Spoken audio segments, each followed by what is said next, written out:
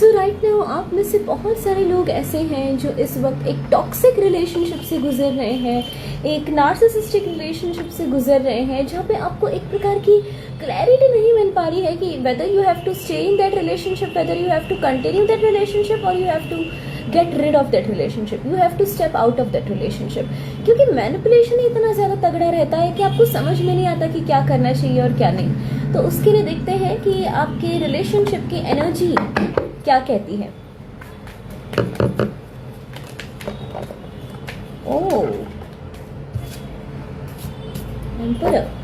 कोई भी जो ये इंसान है ये कोई ना कोई अथॉरिटेटिव पोजीशन पे है।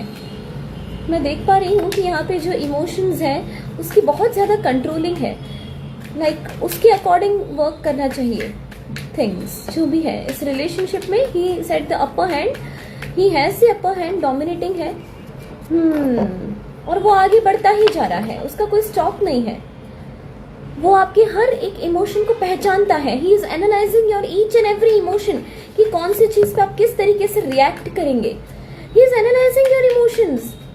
वो स्टडी कर रहा है आपको लग रहा है कि नहीं वो आपको अंडरस्टैंड करने की कोशिश कर रहा है, लेकिन नो, इट्स नॉट ट्रू। वो आपको स्टडी करने की कोशिश कर रहा है।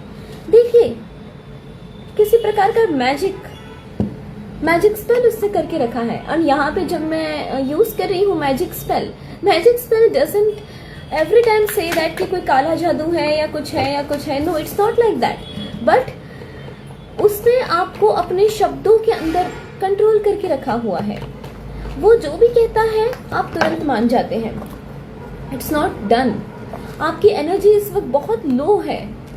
आपको जो एनर्जी पे इस टाइम पे वाइब्रेट करना चाहिए, आपकी फ्रिक्वेंसी उस हिसाब से नहीं वाइब्रेट कर रही है। आपका ऑरा कमजोर पड़ रहा है कहीं ना कहीं, हम बात करने जाए तो।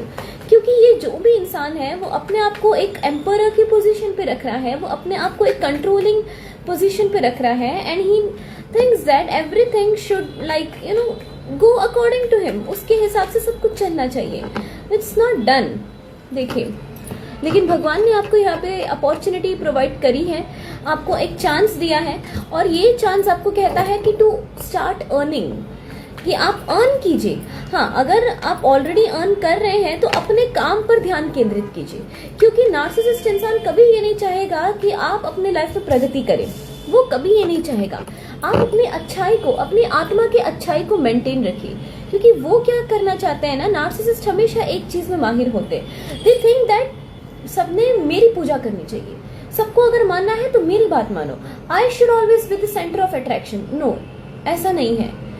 ऐसा बिल्कुल भी रियलिटी ऐसा नहीं है कि कोई भी इंसान हमेशा सेंटर ऑफ अट्रैक्शन बने रहे अपने ओरिजिनलिटी को लेके। तो मोस्ट ऑफ द टाइम वो क्या करते हैं, वो आपकी लेग पुलिंग करेंगे, आपको नीचा दिखाएंगे, आपको अपनी कैपेसिटी को प्रूव करने का मौका ही प्रोवाइड नहीं करेंगे। वो ऐसा सिनेरियो, ऐसा कंट्रोल करके रखेंगे ना आपको कि जिसकी वजह से आपको ये लगने लगेगा कि यार मैं अपने लाइफ में जो करना चाह रहा था या फिर जो करना चाह रही थी वो नहीं हो पा रहा है। तो आप अपनी आत्मा की मूल अच्छाई को बिल्कुल मत छोड़ना, क्योंकि वो आपकी ओरिजिनलिटी है। आप अपने आप से दूर हो जाएंगे यदि आपने ऐसा कुछ किया तो। आप अपने आप को खो देंगे, बहुत बुरी तरीके से खो देंगे, और ऐसा खो देंगे कि आप दोबारा अपने आप को पा नहीं पाएंगे। वो चले जाएंगे लाइफ से तो भी आप अपने आप को नहीं पा सकेंगे।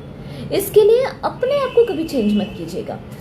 और डेफिनेटली ओवर थिंकिंग का कार्ड है यहाँ पे। ओवर थिंकिंग तो आपको हो ही रही है, आप कंफ्यूजन में है कि क्या करना चाहिए क्या नहीं करना चाहिए। लेकिन आप अपने अंदर की स्ट्रेंथ को मेंटेन रखिए। स्ट्रेंथ का कार्ड है, आप अपने अंदर की स्ट्रेंथ को आप बनाए रखिए।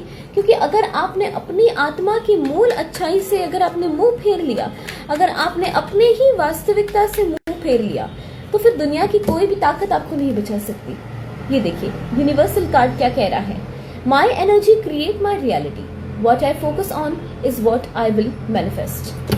आप जिस पे ध्यान केंद्रित करेंगे आप उसी को आकर्षित करेंगे अपनी लाइफ में। जी देखिए, when I focus on my inner light I see the world through the lens of love, not by the lens of manipulation.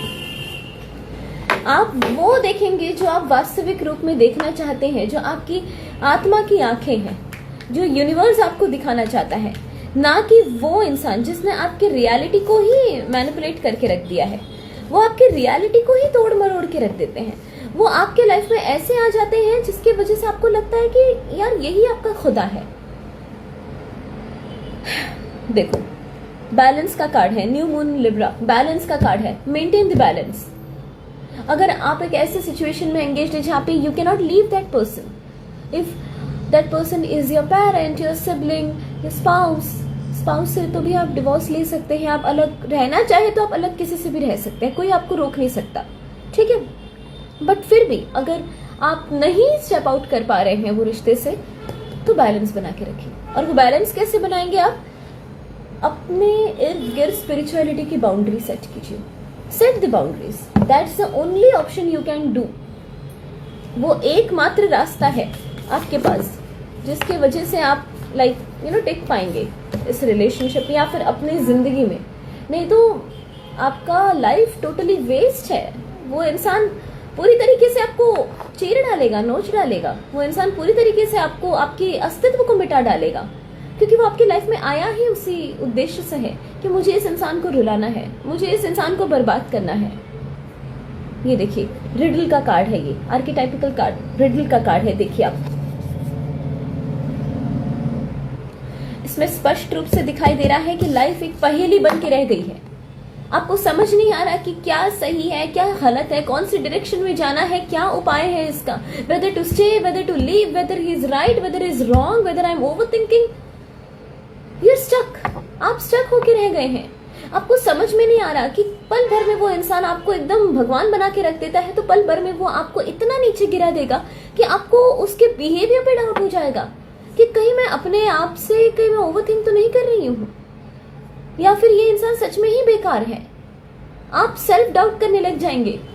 और यही तो वो चाहता है, आपकी रियलिटी को, आपकी सोचने समझने की क्षमता को इस कदर तोड़ मरोड़ना कि आप आगे कोई अपने आप से डिसीजन ही ना ले पाओ। लेकिन इसके लिए आपको लगेगा द वुम्ब की एनर्जी। ये आपको बता रहा है कि right now you have to make a spiritual boundary, emotional boundary, जिनको वो वायलेट ना कर सके। जिस तरीके से एक बच्चा अपने माँ के गर्भ में सुरक्षित महसूस करता है, ठीक उसी तरीके से you have to maintain the boundary, emotional boundary, जिनको वो ट्रेसपास ना कर सके। ये यूनिवर्स आपको बार बार इशारा दे रहा है कि जहां पे आपको बाउंड्री सेट करनी पड़ रही है, जहां पे आप अपनी ओरिजिनलिटी से नहीं रह पा रहे हैं, जहां पे आपके मन में बहुत सारी बातें दबी हुई हैं लेकिन आप उसे खुल के व्यतीत नहीं कर पा रहे हैं, तो get out of that relationship if you can. Step out of it because it has no meaning. Flame, अपने अंदर की उस फ्लेम को जलाए रखिए, अपनी आत्मा को जलाए रखिए। जब तक आप अपने आत्मा को जलाए नहीं रखेंगे ना, तब तक कुछ नहीं हो सकता।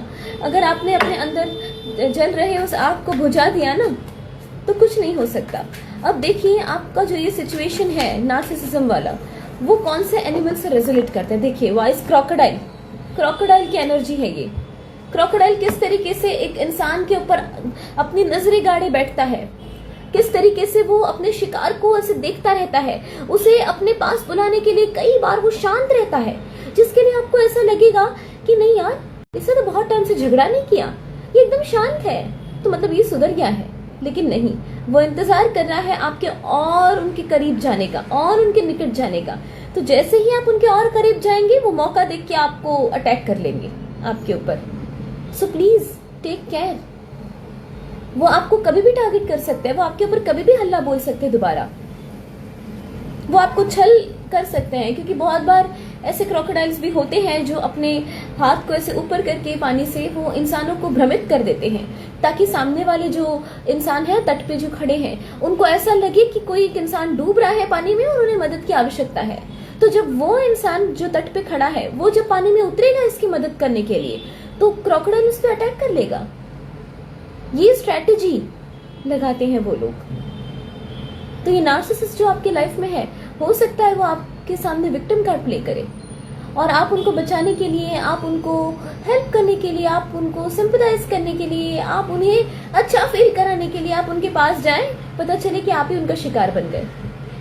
Don't do that. अब देखते हैं, ये सिचुएशन का इंसाइट तो पता चल गया कि क्रोकोडाइल जैसा है। अब ये सिचुएशन से टैकल करने के लिए, इस मगरमच्छ से टैकल करने के लिए आपको कौन से एनर्जी की आवश्यकता है, कौन से एनिमल की एनर्जी की आवश्यकता है। देखिए, लामा, लामा, वंडरफुल, पेशेंस, स्टैमिना।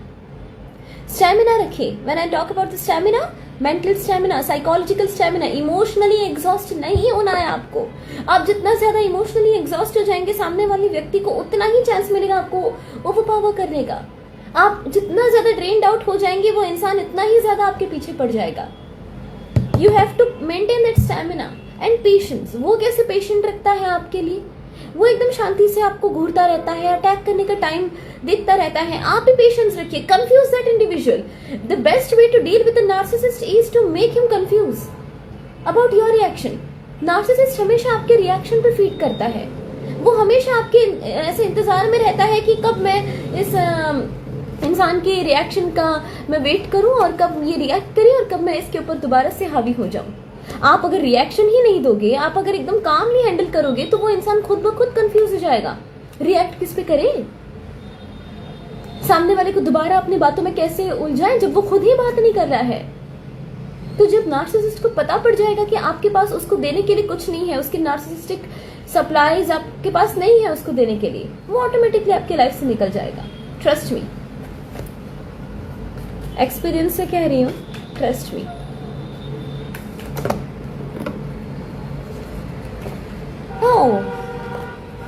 ये देखिए कितना क्यूट है बैडजर, देखिए। डिटर्मिनेशन, फोकस, लगे रहना है, लगे रहना है, हटना नहीं है। पेशेंस से, स्टेमिना से एक बार जो आपने निर्णय कर लिया दृढ़ कि निकलना है तो निकलना है।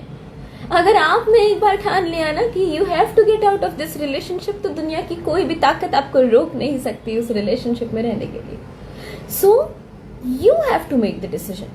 आपको डिसाइड करना है कि आपको रहना है कि आपको मूव ऑन करना है, आपको कंटिन्यू करना है कि आपको वैसे ही पशुवत सर झुका के लाइक जीना है, या आपको बाहर आना है उससे।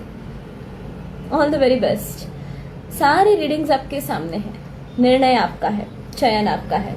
यूनिवर्स इस वीडियो के द्वारा, इस रीडिंग्स के द्वारा आपको कुछ मैसेज देना चाह रही है। Work on it, rely on it.